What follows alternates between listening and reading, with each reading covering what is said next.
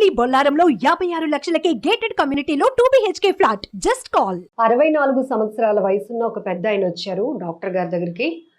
Left leg ఏదైతే ఉందో పూర్తిగా సౌండ్స్ వస్తున్నాయి, లాగేస్తోంది, నడవలేకపోతున్నాను. దాంతోపాటు వెనకాతలు ఏదైతే వెన్నుముక్క దగ్గర కూడా విపరీతమైన నొప్పితో బాధపడుతున్నాను అంటున్నారు. ఇక్కడ మనందరికి ఒక డౌట్ వస్తుంది. ఎందుకంటే 50 ఏళ్ళ పైబడి వచ్చిన వాళ్ళకి ఈ మోకాళ్ళ అరుగుదల, కేళ్ళ అరుగుదల, లేకపోతే మోకాళ్ళ మధ్యలో ఉన్నటువంటి గుజ్జు అరిగిపోవడం వల్ల ఈ సమస్యలు వస్తున్నాయని అంతవరకు తెచ్చుకునే కన్నా ముందుగానే మనం ఎలా పసిగట్టగలుగుతాం? ఇలాంటి వాళ్ళకి ట్రీట్మెంట్ చేస్తున్నప్పుడు ఆ పెయిన్ ఈ వయసులో వాళ్ళు చెబుతున్నప్పుడు అది వినటానికి చాలా కష్టంగా ఉంది. నాకు అనిపించింది ఇలాంటి పరిస్థితి ఈ స్టేజ్ రాకముందే మనం ఏం చేయాలి, ఎలా ప్రికాషన్స్ తీసుకోవాలి. ఒకవేళ మోకాళ్ళ నొప్పులు జస్ట్ నార్మల్గా స్టార్ట్ అయినప్పటి నుంచే మనం ప్రాపర్ డాక్టర్ని కన్సల్ట్ చేసి మెడిసిన్ తీసుకుంటే ఈ స్థాయికి వచ్చే పరిస్థితి ఉండదు కదా అనిపించింది. ఈ విషయం కోసం చాలా విషయాలు అయితే అడిగి తెలుసుకుందాం. చాలా డౌట్స్ కూడా ఉన్నాయి. మీలో కూడా చాలా మందికి డౌట్స్ ఉంటాయి, ఎన్ని రకాల హాస్పిటల్స్ తిరిగినా కూడా దానికి పరిష్కారం దొరకటం లేదు అని. కానీ ఏలూరు నుంచి వచ్చినటువంటి డాక్టర్ ఆయుర్వేద వైద్య నిపుణులు డాక్టర్ టిఎన్ రాజు గారు విశాఖలో ప్రతి నెల 4వ తేదీన మెడికల్ క్యాంప్ పెడుతూ ఎంతో మందికి ట్రీట్మెంట్ అందిస్తున్నారు. అసలు ఈ పెద్ద అయిన వచ్చినటువంటి పెయిన్ ఆ ట్రీట్మెంట్ కోసం ముందు అడిగి తెలుసుకొని ప్రికాషన్స్ ఏంటో కూడా అడుగుదాం. నమస్తే డాక్టర్ గారు. చూస్తున్నప్పుడే ఆయన చెప్తుంటే భయం వేస్తుందండి నాకు. ఎందుకంటే విపరీతంగా లాగేస్తోంది, నరాలన్నీ కూడా సౌండ్స్ వస్తున్నాయి అంటున్నారు. ఏంటి సార్, మీరు కూడా ఆయుర్వేద పట్టి వేశారు?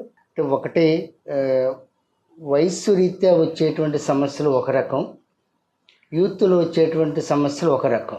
వయసు రీత్యా మనం ఎలా చూస్తామంటే, మనం ఎన్ని జాగ్రత్తలు తీసుకున్నప్పుడు కూడా వయసు రీత్యా అరుగుదల అనేటువంటిది జరుగుతుంది. దాన్ని ఎవరు కూడా ఆపలేరు అన్నమాట. అది ఒక చిన్న ఎగ్జాంపుల్, మనం ఒక బండి కొనుక్కుంటే ఎంత కొత్త బండి అయినా 10 సంవత్సరాలకి అది అరుగుదల వస్తుంది, పాతదవుతుంది. దాన్ని మనం రిపేర్ చేసుకోగలం, కానీ మళ్ళీ కొత్త బండిని మనం చేయలేం. ఇతను ఏంటంటే వయసు రీత్యా ఆయనకి అరుగుదల అనేటువంటిది ప్రారంభమైంది, వచ్చింది. యాక్చువల్గా ఇతను ఓల్డ్ పేషెంట్. ఈయన గత 5 నెలల నుంచి మా దగ్గర వాడుతున్నారు. ఆయనకి ఎట్లా ఉంది అంటే, మనకి మీరు ఎలా ఉంది సార్ మీకు ఇక్కడికి వచ్చిన తర్వాత, మెడిసిన్ తీసుకున్న తర్వాత? రిలీఫ్ వచ్చిందా? ఏంటి అనిపిస్తుంది అంటే, మీ పెయిన్ మీరు చెప్తేనే అందరికి అర్థమవుతుంది. ఏంటి? ఫస్ట్ బ్యాక్ పెయిన్ గురించి వచ్చాను. బ్యాక్ పెయిన్ చాలా ఉండేది. వేరే హైదరాబాద్లో ఏదో హాస్పిటల్ ఇంజెక్షన్ చేశారు, అది చేశారు, తగ్గలేదు. సార్ దగ్గర వచ్చినాకనే కొద్దిగా చేంజ్ అనిపించింది. నేను రెగ్యులర్గా రాలేకపోయినా లాస్ట్ మంత్ రానందుకు కొద్దిగా నొప్పి ఎక్కువైంది. మళ్ళీ ఇప్పుడు వచ్చాను. ఇప్పుడు కాలు సమస్య ఏంటండి? కాల్లో సూది పొడిచినట్టుగా అనిపిస్తుంది, నరం లాగుతుంటది. ఇది నా ప్రాబ్లం. ఇప్పుడు నడవలేకపోవడం, ఇబ్బంది. నేను అసలు యాక్చువల్గా డ్రైవర్ని, డ్రైవింగ్ కూడా ఇబ్బంది అవుతుంది అని సార్ దగ్గర ట్రీట్మెంట్ తీసుకుంటున్నాను. మీకు ఈ పెయిన్స్ ఎప్పుడు స్టార్ట్ అయ్యాయండి? ఇవి సుమారుగా బ్యాక్ పెయిన్ అయితే 2011లో వచ్చింది. అప్పటి నుంచి ఫిజియోథెరపీ చేశాను, జనరల్ మెడిసిన్స్ తీసుకున్నాను, అన్నీ తిరిగేసాను. ఇంకా ఇప్పుడు లేటెస్ట్ బ్యాక్ పెయిన్ బాధపడుతాను. లేటెస్ట్గా ఏదో వెన్నుముకకు ఇంజెక్షన్ చేస్తామంటే చేపించాను. దానికి దగ్గర 1,30,000 తీసుకున్నారు వాళ్ళు, తగ్గలేదు. ఇక్కడికి వచ్చినాకనే కొద్దిగా నాకు కంఫర్టబుల్ అనిపిస్తుంది, బాగుంది. సో జనరల్గా ఒక్కొక్కరిది ఒక్కొక్క లైఫ్ స్టైల్. ఆయనే చెప్పారు మనం అడగకుండానే, నేను డ్రైవింగ్ ఫీల్డ్ అంటే సిట్టింగ్ కానీ లేకపోతే ఇట్లా నడుము ఉంచి ఉంటుంది. ఇలా చూస్తే ఇప్పుడు ఆటో డ్రైవర్స్ అందరూ కూడా మోస్ట్లీ కాస్త యూతే, ఎందుకంటే వాళ్ళ కంఫర్ట్ బట్టి అది చూస్ చేసుకుంటున్నారు. బట్ రకరకాల యాంగిల్స్ కూడా చూస్తాం సార్. అది వాళ్ళకి ఇప్పుడు ప్యాషన్ అనిపించవచ్చు, కానీ సర్టన్ ఏజ్కి వచ్చిన తర్వాత అదొక పెద్ద సమస్యగా మారుతుంది. దానికోసం కూడా మీరు ఒకసారి చెప్పండి సార్. అదేనండి, ఇప్పుడు మీరు చెప్పినట్లుగా ఈ డ్రైవింగ్ సెక్టార్లో ఉన్న వాళ్ళకి మనం గమనిస్తే, వాళ్ళు డ్యూటీ ఎక్కిన దగ్గర నుంచి దిగే వరకు కూడా వాళ్ళ వెన్నుపూస పైకి కిందకి అంటూనే ఉంటుందండి. ఎందుకంటే మరి వాళ్ళు డ్రైవింగ్ చేసేటప్పుడు ఆ రోడ్ల మీద ఆటోమేటిక్గా వెహికల్తో పాటు వాళ్ళు కూడా ఎగురుతూ ఉంటారు. దానికి ఏంటంటేనండి, మనం ప్రత్యేకంగా వాళ్ళ డ్యూటీ గురించి వాళ్ళు డ్యూటీకి వెళ్ళాల్సిందే. కాకపోతే అట్లాంటి వాళ్ళు కొన్ని ప్రత్యేక జాగ్రత్తలు తీసుకోవాల్సినటువంటి అవసరం ఉందండి. మెయిన్గా దురలవాట్లు ఏమైనా ఉంటే మానేవేయడం, ధూమపానం కానీ మద్యపానం కానీ లాంటిది ఉంటే పూర్తిగా మానేసుకోవడం, ఉన్న దాంట్లోనే ఒక మంచి పౌష్టికాహారం తీసుకోవడం అనేటువంటిది అలవాటు చేసుకోవాలండి. తెల్ల బియ్యం మీదే పూర్తిగా ఆధారపడకుండా రాగి జావ కానీ జొన్న రొట్టెలు కానీ మన భారతీయ సంస్కృతంలో ఎన్నో రకాలైనటువంటి మంచి చిరుధాన్యాలతో కూడినటువంటి ఆహారాలు ఉన్నాయండి.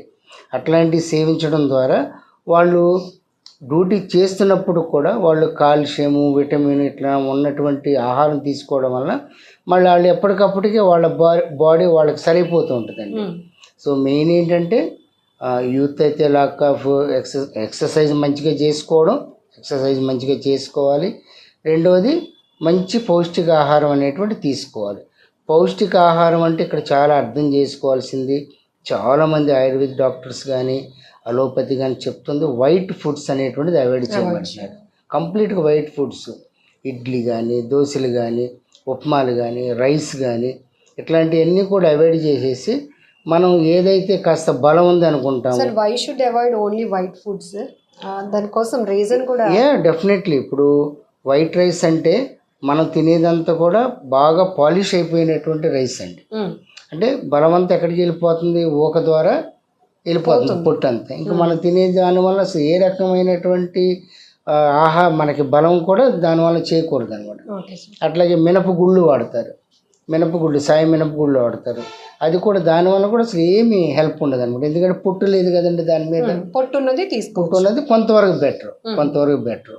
కానీ ఎక్కువగా ఈ రాగి జావ, కొర్రల జావలు, జొన్న రొట్లు ఇట్లాంటి మనిషికి బాగా సహాయపడతాయి. బియ్యంగా తినాల్సి వస్తే ముడి బియ్యం అన్నం తినడం చాలా మంచిది అనమాట. ఇట్లాగా ఒక మనిషి చాలా గమనించుకోవాల్సిన విషయం నేను చెప్పేది యాజ్ ఏ ఆయుర్వేదిక్ డాక్టర్గా, మార్నింగ్ మనం ఏం బ్రేక్ఫాస్ట్ చేస్తున్నాం దానివల్ల మనకి ఏం లాభం జరిగింది.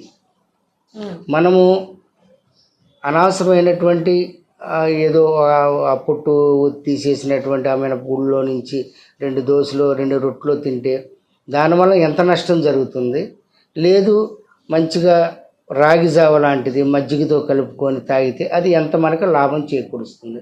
ఇట్లాంటిది కంపేర్ చేసుకోవాలి. మీరు చెప్పిన దాంట్లో టఫ్ పాయింట్ సార్. మనం మార్నింగ్ తినే బ్రేక్ఫాస్ట్ ఇది మనకి ఏం చేస్తుంది అని ఎవరు ఆలోచించరు. 90% కాదు 99.9% పొద్దున్న అయింది కాబట్టి బ్రేక్ఫాస్ట్ చేయాలి కాబట్టి ఏదో ఒకటి తినాలి కాబట్టి తినేయాలి. కరెక్ట్, ఇదే మా కాన్సెప్ట్. సో దాంట్లో నుంచి మనం బయటికి రావాల్సినటువంటి అవసరం ఉందండి.